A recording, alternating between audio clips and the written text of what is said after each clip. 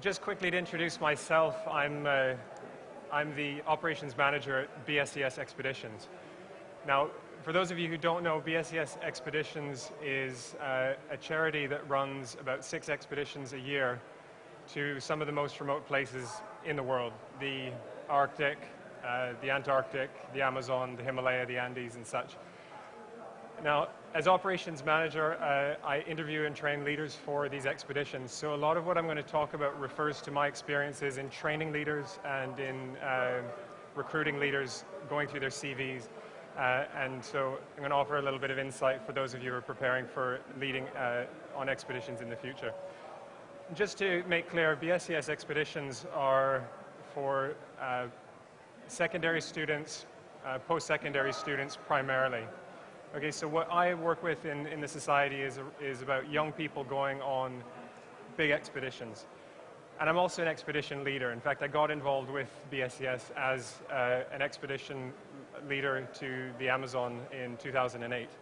Like I said, I was thinking about the kinds of things that would be useful to people today. And I came up with 3 key themes that I thought would be the kind of things people planning their career in the outdoors would want. Maybe some ideas about developing a career path. So I'm going to give you possibly some ideas about opportunities out there, places you could work, projects you could work with. Hopefully introduce you to some career possibilities you hadn't already considered.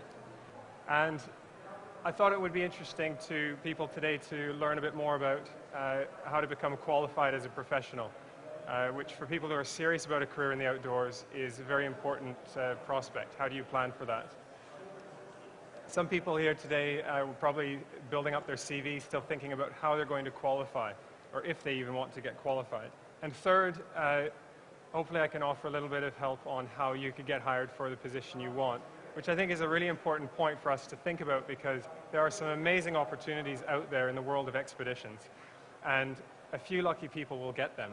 And sometimes when I offer an appointment to a leader to lead somewhere like the Himalaya or Greenland, I know that that's probably the most exciting thing they'll do in the whole decade. So I'm going to refer to some ideas about how you can make sure that if you're planning on getting involved in expedition leading, that you can put yourself to the front of the queue.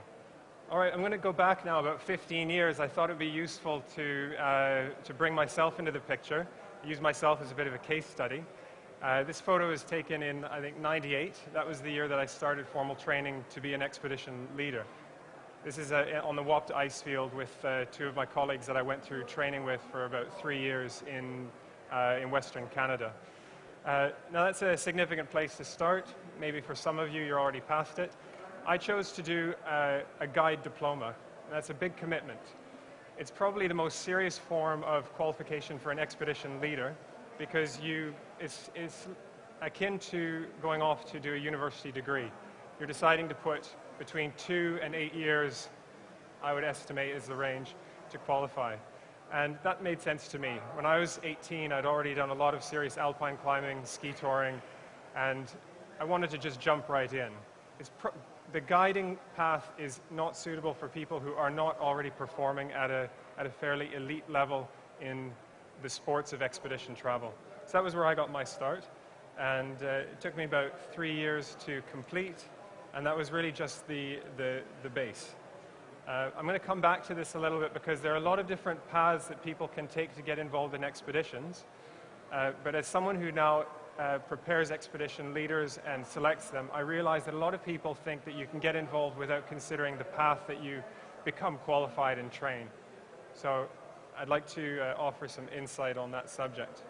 So just quickly, I'm going to move through about 10 years of my career path. My first opportunity was to guide as a civilian instructor with the Canadian Army. It was wonderful. I did seasonal contract. Quite an important theme if you get involved in expedition leading is you have to deal with the seasonal nature of your work. You will be one of a very small number of people if you're employed throughout the year. For me, it was about 2 months each year. I had solid work guiding groups and instructing military groups. I picked up an NGB award. National Governing Body is what NGB stands for. A lot of NGB awards you can get in about 1 week, so they come pretty cheap. But if you're committed, you get a lot of work out of it. So I started ski instructing, again, seasonal work. I did 9 consecutive seasons in the Alps. So there's a lot of opportunity there. It's a lot of fun. It's not going to make you rich. Another NGB award, a canoe instructor. I started leading canoe trips, most recently in Peru, which is very exciting. And a lot of fun, again, seasonal. But it started to introduce me to something new, which was students and outdoor education.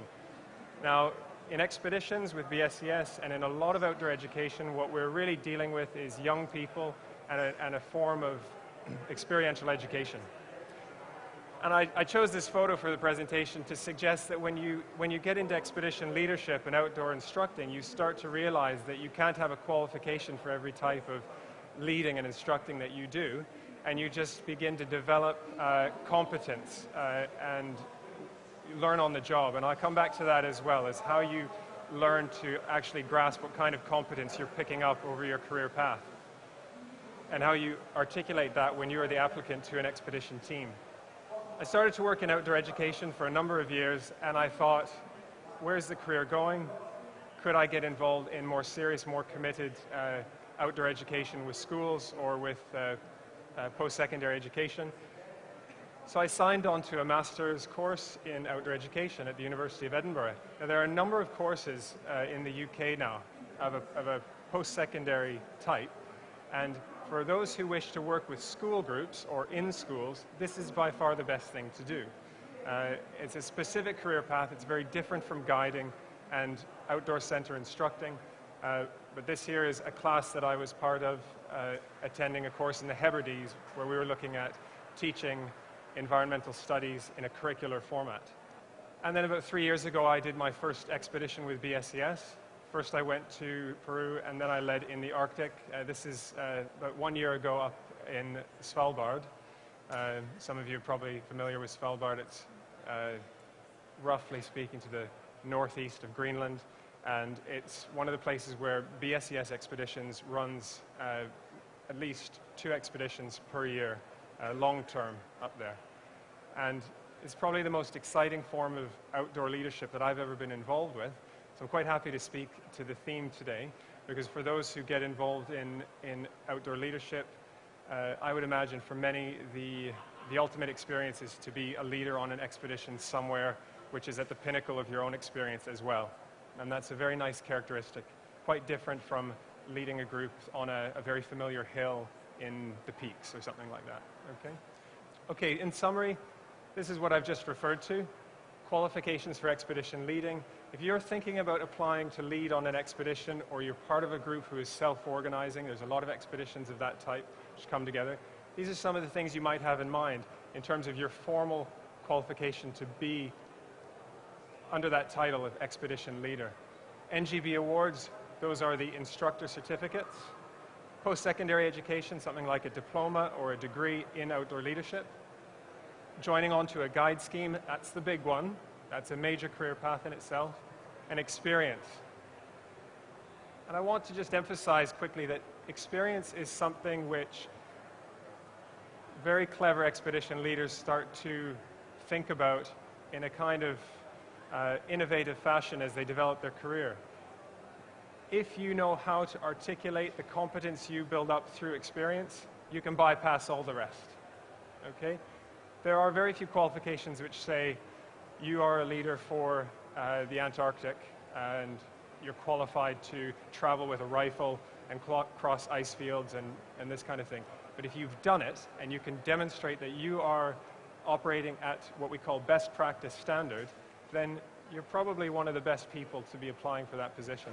Okay, now I'm going to go through a few tips which I think would be useful for people who are thinking about refining their objectives and their training path for expedition leading. This first one I'm going to go through in a little bit of detail. And this is about specializing. When I first was writing up some notes for today, I called this in my notes a niche. I think this is very important because you can either determine where you want to go with your career path and have a niche, or you can just see what jobs come up. Okay?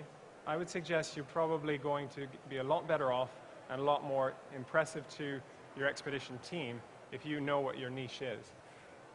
So I'm going to go through a few types of specialization. Type of adventure. Because we're talking expeditions, we're typically thinking on a worldwide scale. Think global. If you want to specialize, you may want to do a Mountain Leader Award. I recommend that to everyone wanting to lead groups. But think about what the ML Award is for. Is it for leading people in deserts, on ice fields, in the greater ranges of the world? If that's your thing, you should probably get quite competent at climbing in the greater ranges or traveling in the Arctic.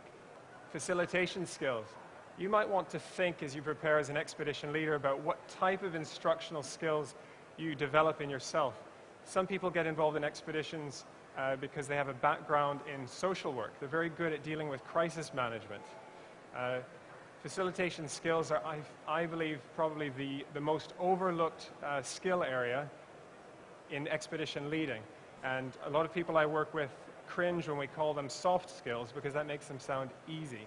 They're not. Safety and medical. If you are thinking about leading on an expedition, this is an excellent area of specialization. Developing your competence around rescue, first aid,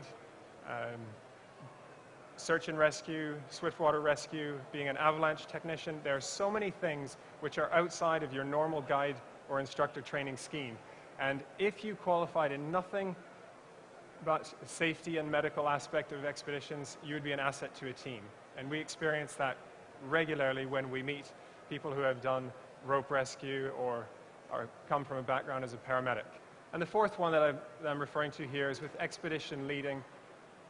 Fieldwork and research are historically core to expeditions, especially coming from a British perspective. Now, here we have a long tradition of running expeditions around the world as a culture. British culture has the longest tradition of running expeditions.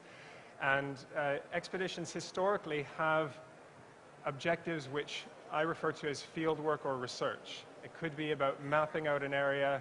It could be doing surveys on an endangered species. Okay, of course, this is important to me because BSES expeditions have fieldwork and research in all of them. Okay, that's core to the constitution of the society. Okay, a whole other idea for you in preparing for your interest in expedition leading.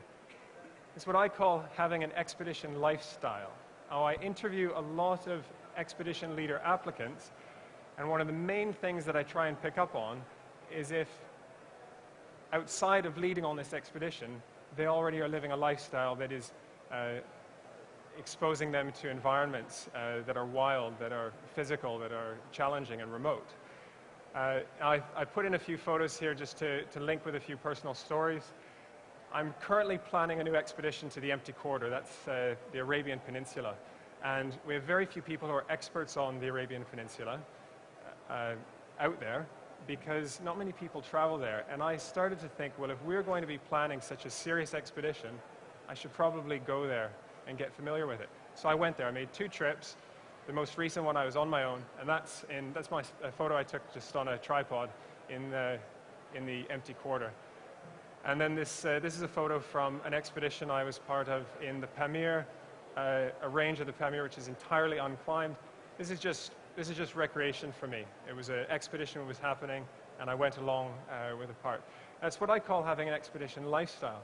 If you are serious about working towards doing big expeditions, then there need to be elements of that in your personal life, in your personal experiences. Competence, learning to demonstrate competence. I've alluded to this already.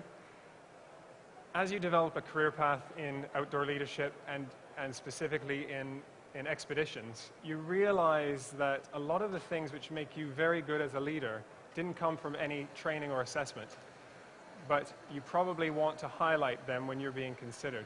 And that's a very important consideration as you take on new skill, that you understand those skills and realize that an assessment and a certificate is merely a formality to set a standard for a whole network of competencies.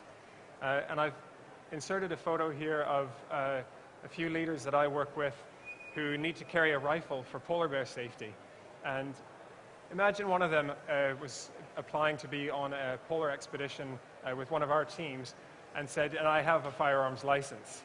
They'd be on the team so quickly because we're always struggling to find people who have a firearms license.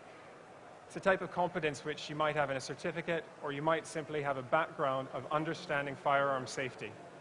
But you need to understand your competence, and I would suggest a really good habit is to keep a kind of a training journal and understand, be able to think to yourself about what you are developing in your leadership skill set. Work to be self-employed. In terms of the prospects of a career path or big opportunities in expedition leading, one of the best things that an intelligent outdoor leader can do is think about their career path as self-employment, that they use their periods of free time and their selection of contracts to their best advantage. And a lot of people say they're a freelance instructor, or that they're looking for contracts, or they're between contracts. Now I think that if someone thinks of that, their career path in expedition leading as a matter of being self-employed and always building on your client base and your range of opportunities, then you can have a very fruitful and a successful career path. Of course, there's also a financial implication in there as well. Outdoor instructing, expedition leading will rarely pay you a serious income, and so you start to plan for that, and that's how you can make this fit in your life quite well. And I've got other ideas on that which will come up in a moment. This is one of them. A second career can be a really good thing. Now again, I'm giving advice on how to prepare or to develop opportunities in expedition leadership. And some of the most successful guides and expedition leaders that I've worked with have a whole parallel professional life. And I have such respect for them because they bring things from that other professional life into their expedition leading, and they also have a lot more resilience when they've got a knee injury from a ski expedition and they have to take 8 months off. And a few examples, a guide that I trained with for several years in the Rockies is a tree surgeon. And what a wonderful skill set, because he's very good at heights, he's very good with rope systems. You can imagine if you're working with an evacuation off of a mountainside and you're familiar with dealing with complicated situations. I also knew a guide who was a doctor and decided that working for the NHS didn't appeal, it was too hard of work. And as he went into expedition leading, doctor, expedition, these things go very well together. Very few expeditions ever deploy without a doctor on the team. Something to think about. Or nurse, actually. Increasingly, the professional competence of nurses makes them very well suited for expedition teams if they have the expedition lifestyle. I hope you see how these things come together a little bit. I'm going to wrap up there and see if there's any questions anyone would like to ask. Good luck. I put my email up here because every year I recruit about 80 expedition leaders. That means I interview about 150. And I run several training events throughout the year. I'm a big believer in continuing professional development. Most training events that we run, we bring together a team and allow them to share their skills and their experiences within them. And finally, I also believe that expedition leading and outdoor leadership should be seen as a profession. And so for any of you who are considering joining or preparing for an expedition team, I'd like to suggest that you may find the opportunities in that could be a significant reorientation of your ideas about your career path in the future. Could you give some examples of what some of the expedition leaders that currently work for you do when they're not expedition leaders? Sure, yeah, that's fine. To answer that question, I should explain that expedition leaders is a blanket term I would use for people who lead with BSES and other expeditions that I've been involved with. They may be a mountain leader, a researcher or a science project leader, might be an expedition doctor, or someone like a chief leader, which is a bit like being a project manager. Now, the types of things they're doing when they're not leading on expedition, working as a nurse or a doctor, that's common.